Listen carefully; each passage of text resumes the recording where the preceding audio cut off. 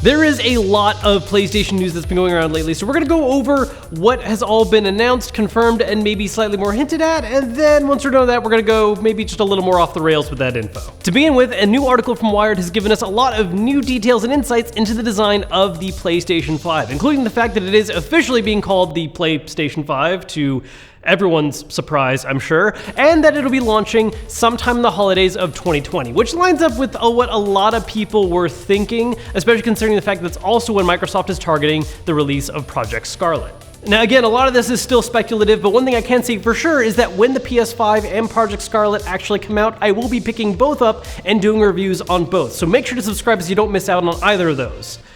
a year from now. Now, most of this article is featured on the features aspect of the PS5, new ways it's going to change the way we interact with gameplay. As far as hardware goes, in the past there's been a little bit of coverage, but it's all been very broad strokes, like, oh, it's going to be using AMD technology, it'll have a processor that is similar to this one, GPU similar to this one, it'll have an SSD, all very broad details, and that's mostly true still now. The only one specific new thing they talked about is that the GPU for the PS5 will have ray tracing technology built in. It is not something that will be handled on a software level. What's interesting about this, by the way, is that currently AMD does not sell any cards with ray tracing technology built in, which only adds the question of what kind of cards you're going to be seeing next year, and what does this mean for the price point of the PS5. Another interesting surprise little takeaway from this article as well is the fact that they have confirmed that that insane looking PS5 design that we've seen in the past that turned out to maybe be a dev kit, well, it officially definitely is the way the dev kit looks. And what's interesting about this is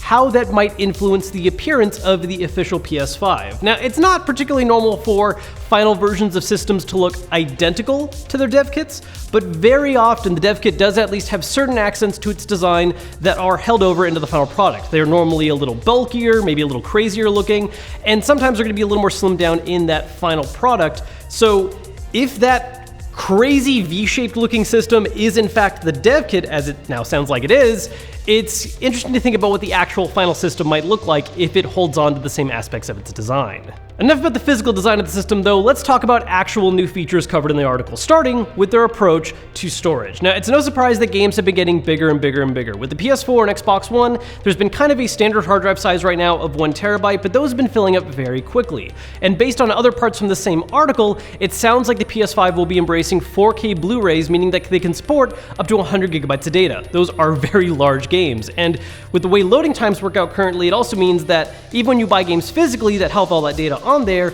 you're gonna need to do an actual install because it would take way too long to load anything up from the disk directly. So again, you're gonna fill up the hard drive very quickly. So, a partial solution to this is that the PS5 will be making use of a selective memory approach, where let's say you buy a game that has a single player campaign and multiple different forms of multiplayer. Well, if it's designed into it, you could choose to say, hey, I don't care about the campaign, I don't even care about this version of multiplayer, I just care about Horde mode. Well, you can install just the components necessary for that mode so it doesn't take up that much space on your system and you're only installing what you actually plan to use, which is really useful for anyone who's ever completely dedicated to just multiplayer modes or just single player ones. And of course, just to reiterate, just like they've said in the past, the system will be making use of an SSD instead of a standard hard drive, which means loading times are going to be considerably faster off of that system, which is very important for, once again, once we have games that are more focused on higher resolution textures. Another new piece of info is how they are planning to approach the UI for the PS5. Now, the PS4 has had pretty much the same UI its entire lifespan. There has been some updates and some changes and some new features, but for the most part, it has been the same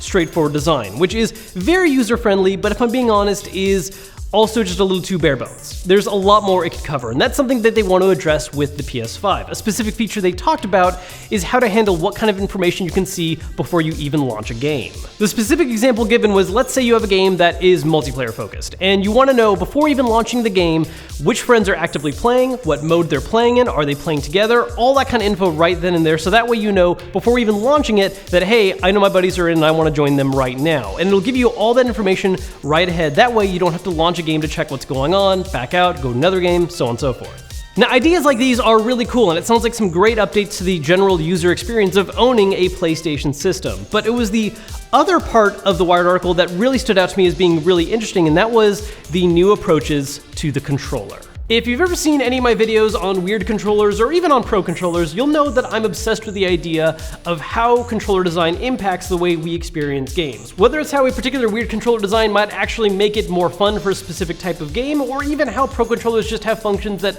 make things a lot easier. Now, when it comes to PlayStation specifically and their history of how they make their mainline controllers, it's very much the philosophy of, if it's not broken, don't fix it. They've made changes over time, there's been refinements, but it's always been taking that same core concept and improving it little by little. And while that looks to be the case for the PS5 controller, there are some specific new ideas that are really intriguing to me. First, let's talk about the rumble motors. Now, the DualShock 4 is a very basic controller when it comes to rumble. It just shakes a lot for some games, a little less so for others. Well, the talk for the PS5 is that it'll be making use of special haptic engines that can make very specific different rumble effects on the left and right grip depending on what's happening in a game. Now, this isn't just a matter of one side can rumble more while the other side is more silent, it's also just how they rumble and feel different and can impart a certain kind of feedback feeling for specific games. Examples are given where things like, in a game you're running through a bunch of sand and then through a bunch of dirt, and you feel the difference in how the controller shakes to those different experiences. Or, say, play a racing game and you're going a little off-road where the left side of the car is still on the track, the right side is now on top of dirt going crazy, and you'll feel that difference in each side of the controller. It's not just a matter of heavy and light, it's two very different feeling rumbles. It's very reminiscent of what Nintendo has talked about a lot with the Switch and the capabilities of HD Rumble, where you can design games to interact with Rumble in interesting new ways that change the way you view gameplay. Now, this is really cool, but the thing that actually stood out to me a lot more that hasn't really been messed with a lot in games is the idea of variable trigger tension. Now, trigger tension is something that some pro controllers have offered in the past, where you can adjust it to have a little heavier pull, maybe a lighter pull, based on what you personally prefer and find more comfortable. That's not exactly what's happening here with these talks of what the PS5 is able to do. Instead, the idea is that game designers themselves can program specific tensions to happen in a game depending on what the situation is, where maybe in a racing game, as you're pulling the trigger down, it increases tension the further you get to simulate that feeling of pressing down on the gas more and more. Or maybe the way a trigger feels for one weapon in a shooter is different than how it feels on another. Honestly, there's a lot of cool info in this Wired article, but that to me was one of the most standout amazing things. Now, to be clear, the controller that they used in the Wired article is not a final design, it is not the official DualShock 5, but rather just a mock-up design of what might be how the final design works. And part of that mock-up that was interesting to note is that it appeared like the controller had a space available for a microphone. Now, the reason this is interesting is because rumors that have come up before about the PlayStation 5 and even about Xbox as well is that these systems might start making use of virtual assistants. That would mean that it's possible, not for sure, but possible that the DualShock 5 could include a microphone so you could give orders to your PlayStation 5 directly through the controller, which is kind of cool sounding, but also a little awkward given the history of how things like virtual assistants have gone over in gaming with, after all, how the Kinect worked out for the original Xbox One, which people weren't really a big fan of having microphones and cameras active all the time in their living room. Now, while we're on the subject of controllers, something else I want to talk about aside from the Wired article is a patent that has recently started making its rounds on the internet of what looks to be the PSVR version 2. Now, in regards to PSVR in the past, PlayStation has mentioned that their next system will support PSVR, but there's been that lingering question in a lot of people's minds of, is there going to be a better version of the PSVR? And this mock-up looks like, well, yes, and it's not just a matter of it being more powerful or having a higher resolution screen, but also the kind of additional functions and features it may have. Specifically, this new PSVR appears to actually be a wireless design instead of a wired one, which was honestly one of the biggest detractors about the PSVR to me. It was just a mess of cables that either took forever to set up when you wanted to use it, or just looked like a mess if you wanted to leave it plugged in all the time. And this new PSVR design appears to have mounted cameras on the headset itself, allowing for things like being able to actually see through the headset, which could allow for AR-style experiences, or just give you the option to actually figure out a safe space to play. Kind of like what we've seen on the Oculus Quest, which I have used a lot more because it's, again, that wireless experience that the PSVR might be making its way into. All of these things on paper sound amazing, but they raise a lot of other questions as well. You know, is there going to be a virtual assistant on the PlayStation, and how far does that feature go? And I think even more importantly, with all the kind of stuff we're hearing about the system, what's the price point going to be? Because if we're featuring things like an SSD, built-in ray tracing, a virtual assistant, a lot of that is going to require a lot more tech and maybe run the system at a lot more expensive than what people were initially hoping to hear. And then one other question is, of course, what are Xbox and Nintendo's responses to these features if they're they're going to have any at all. Right now is a crazy time for speculation in gaming, because while Nintendo has recently released the Switch and now the Switch Lite, there's been plenty of talk of getting some kind of Switch Pro next year, and what form that takes, we don't really know. And as we've already been talking about the rest of this video, PlayStation is releasing PS5 next year, and Microsoft is working on Project Scarlet, whatever actual final title that Xbox ends up having. Now with Switch, things are a little bit different and kind of weird because Nintendo's always kind of had its own side competition with PlayStation and Microsoft,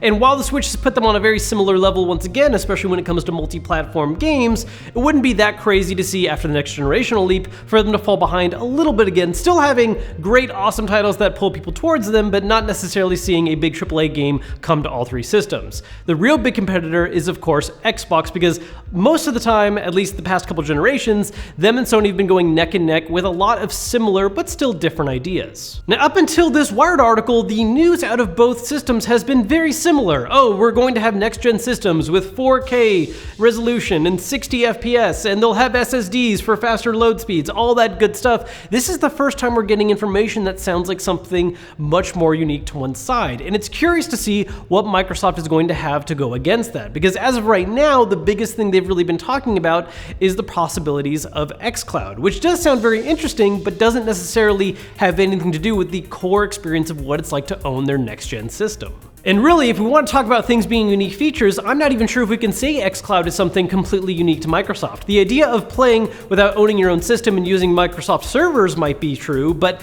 really, just look at what Sony's been doing lately with the PS4. Remote play has always been a feature on the system, but they've recently been focusing a lot more on opening it up to other devices like iOS and Android. And with that happening so close to the release of a new system, the PS5, it's very possible that this is testing out having that feature in that new system, meaning that you could still play PS5 games on the go with your phone as well. Now, of course, we're already past this year's E3, and we're not going to get another one for almost an entire year, but until then, Microsoft does have their own special event planned coming up called XO19 that'll be in November, so it'll be really interesting to see if during that press conference we get any new information regarding Project Scarlet and how it might want to answer what the PlayStation 5 is going to offer.